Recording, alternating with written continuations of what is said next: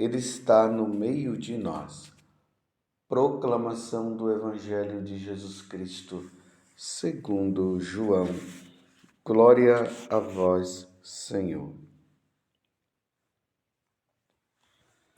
Depois de lavar os pés dos discípulos, Jesus lhes disse: em verdade vos digo, o servo não está acima do seu senhor, e o mensageiro não é maior que aquele que o enviou. Se sabeis isto e o puserdes em prática, sereis felizes. Eu não falo de vós todos. Eu conheço aqueles que escolhi, mas é preciso que se realize o que está na Escritura. Aquele que come o meu pão levantou contra mim o calcanhar. Desde agora vos digo isto antes de acontecer, a fim de que, quando acontecer, creiais que eu sou. Em verdade vos digo, quem recebe aquele que eu enviar, me recebe a mim, e quem me recebe, recebe aquele que me enviou. Palavra da salvação, glória a vós, Senhor. Meus irmãos e minhas irmãs, estamos ainda neste período maravilhoso da igreja. É Páscoa. É Páscoa para mim, é Páscoa para você. A Páscoa do Senhor. Jesus nos convida neste tempo, convida toda a igreja a celebrar com alegria este tempo. 50 dias falando para essa ou para aquela pessoa, Feliz Páscoa, Feliz Páscoa. Esse aleluia que é cantado, que foi cantado naquele sábado santo, nós percebemos que ele é sempre acrescentado na liturgia. Aleluia, aleluia, aleluia. Essa expressão de louvor que brota do nosso coração. Ele ressuscitou verdadeiramente e Ele está no meio de nós. Ele ressuscitou verdadeiramente como Ele havia dito. E isso nós cremos. Nós católicos cremos e morreremos dizendo isto, porque é Páscoa do Senhor Jesus. Estamos no capítulo 13 do Evangelho de São João, sabendo que esta passagem ela acontece dentro do mistério da última ceia, que eu estou sempre lembrando para você que a última ceia, na última ceia, aconteceu a primeira missa. Ali Jesus instituiu o sacramento da ordem ou o sacramento do sacerdócio e o sacramento da Eucaristia. E vocês viram hoje que Jesus, neste Evangelho, o capítulo 13, do versículo 16 a 20 do Evangelho de São João, aqui está falando do lava-pés. Depois de lavar os pés dos discípulos, Jesus disse: em verdade vos digo, o servo não está acima do seu senhor e o mensageiro não é maior que aquele que o enviou. E aí Jesus agora começa a desvendar o mistério do traidor, Judas, que trai nosso Senhor Jesus Cristo. É importante notar que nessa última ceia, Jesus deu toda a oportunidade para que Judas pudesse se rever diante daquela intenção que já existia no coração dele de entregar Jesus por 30 moedas de prata. Jesus foi entregue por 30 moedas de prata. ambição existente no coração de Judas.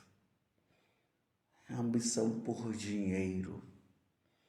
Quantas pessoas venderam a sua alma por dinheiro? Pelo dinheiro perderam tudo. Pessoas que venderam a alma ao diabo para ter bens materiais, pensando que a vida se reduz apenas a esta vida. E a ressurreição de nosso Senhor Jesus Cristo vem nos mostrar que a nossa vida não reduz a essa vida, mas tem uma vida melhor, a vida eterna, a vida com Deus. E infelizmente, Judas e muitos outros que representaram Judas, hoje, no afã da riqueza, de querer ficar rico, de ganhar dinheiro, de ter fama, acabaram vendendo a alma para o diabo e perderam a salvação e foram condenados. Meu Deus do céu! São Paulo vai dizer na carta a Timóteo que a fonte de todos os males é o amor ao dinheiro, é o apego ao dinheiro. E aqui nós vamos vendo aquelas pessoas que são avarentas, elas não gostam de gastar, elas estão sempre guardando dinheiro. Enquanto poderia praticar a caridade com os bens que tem, vão guardando dinheiro, sempre preocupados com o futuro. E nesta de se preocupar com o futuro, acabam perdendo a própria alma, porque Deus chamará a qualquer momento. E foi isso que Judas fez, infelizmente. E aqui tem uma coisa importante que é preciso notar. Não pense que Judas estava predestinado a fazer isso. Não. Judas não estava predestinado a entregar Jesus. Ele poderia simplesmente, na liberdade, diante dos fatos, aonde Jesus foi indicando, foi mostrando para ele que ele precisava não fazer aquilo, mas Jesus também deu a liberdade e ajuda dele escolher. Infelizmente, Judas acabou optando por entregar nosso Senhor Jesus Cristo.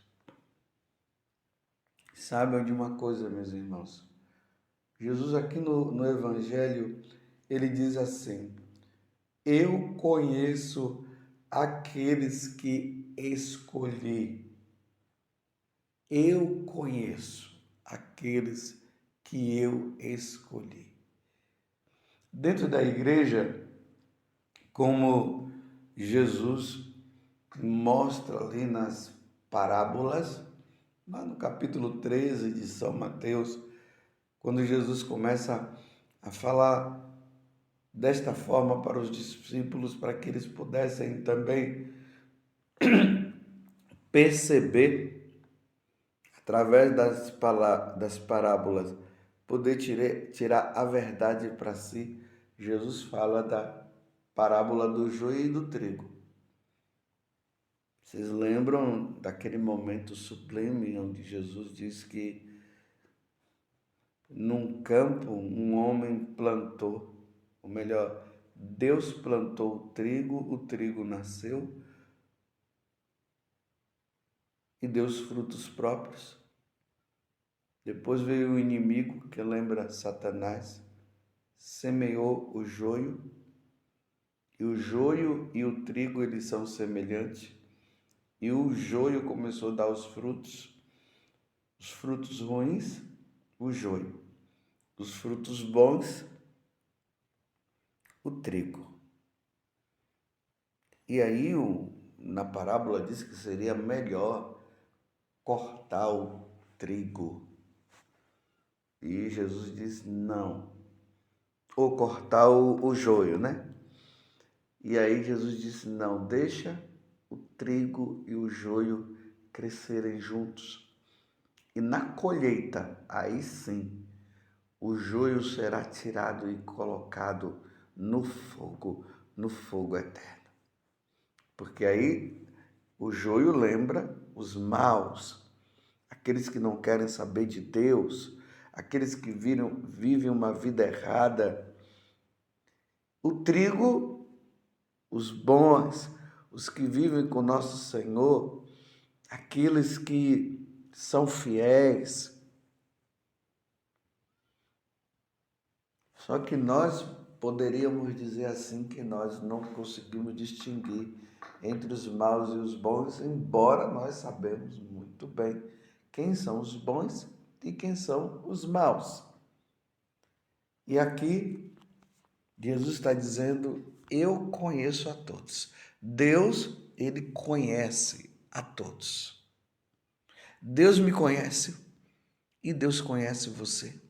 Deus conhecia cada apóstolo e conhecia Judas. Sabia muito bem das intenções existentes no coração de Judas, mas Jesus estava dando a oportunidade para Judas se rever e mudar de vida. A mesma coisa, meus irmãos, na igreja de hoje. Jesus sabe quem está com ele e quem não está.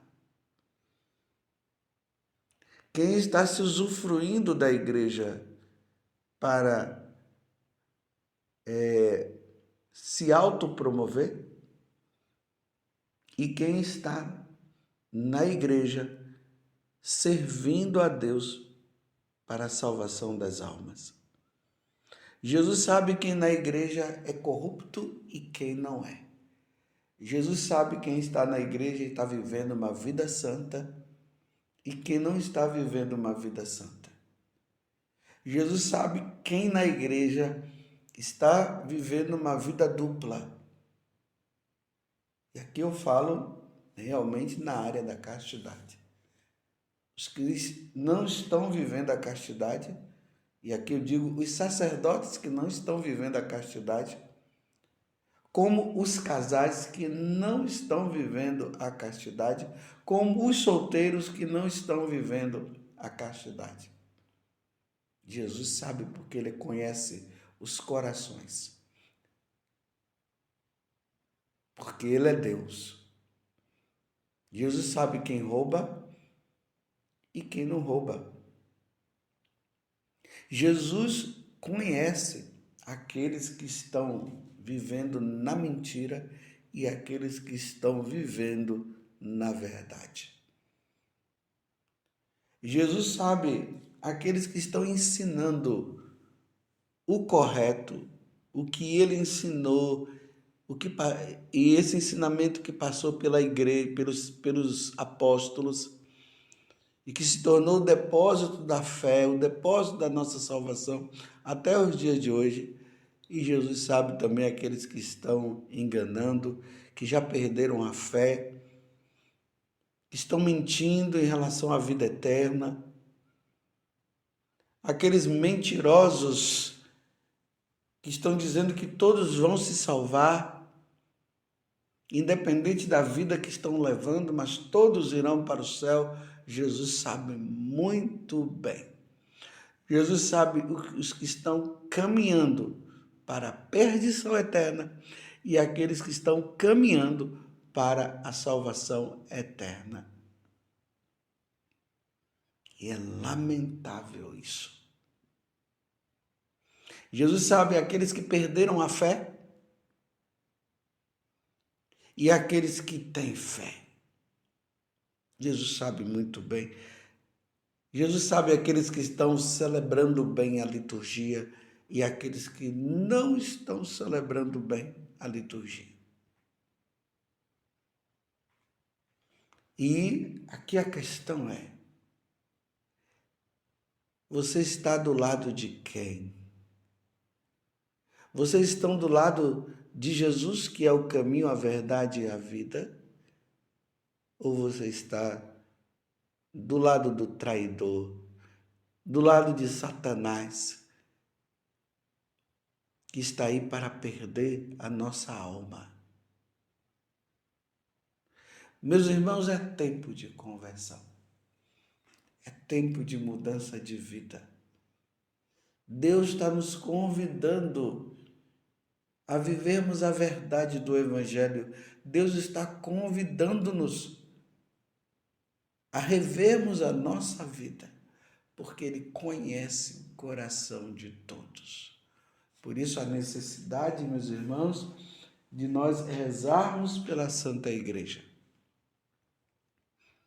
Aí a necessidade de nós pedirmos a Deus que aqueles que estão no caminho errado, que voltem, que se convertam e voltem para o caminho certo. E aqueles que estão no caminho certo, que perseverem até o fim.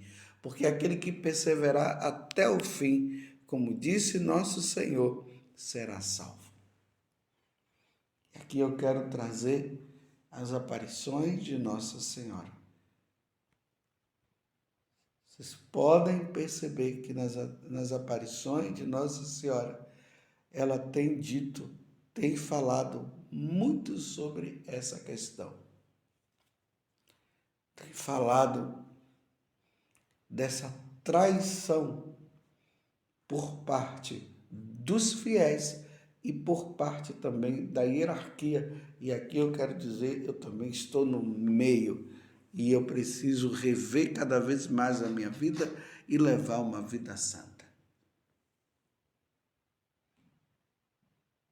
Ele conhece cada um. E não adianta achar que vai se esconder, porque não tem como se esconder. E não adianta trazer esta heresia dizendo que no final todos irão se salvar por causa da misericórdia, porque Deus é amor e tudo mais. Meus irmãos, aqueles que morrerem na traição não se salvarão. Não irão se salvar. Por isso, o tempo agora é o tempo de conversão, é o tempo de mudança de vida. A Páscoa deve nos levar a isso. O céu existe, meus irmãos, mas o inferno também existe. O inferno foi criado para Satanás, não foi para nós. Peçamos a Deus a graça da fidelidade. Deus conhece os corações de cada um. E é importante notar que muitas pessoas, para se defender e continuar no pecado, ela diz, Deus conhece meu coração. Só que elas dizem, Deus conhece o meu coração, numa atitude assim, Deus me perdoa apesar dos meus pecados. E perdoa mesmo. Deus perdoa o arrependido. Deus perdoa aquele que, reconhecendo seus pecados, se dirigem ao confessionário com o desejo de não viver mais no pecado. Mas Deus não vai perdoar quem permanece no pecado. Primeiro que não quer se arrepender. E por não querer se arrepender, permanece no pecado. E não dá para permanecer no pecado. O pecado deve ser extirpado da nossa vida.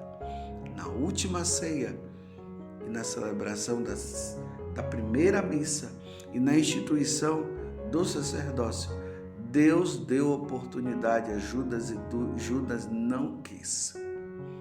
Nos dias de hoje, Deus está também dando a oportunidade para todos aqueles que estão fixos no pecado e achando que no final vai se salvar. Deus está dando a chance para mudar de vida e o momento de mudar é hoje, é agora.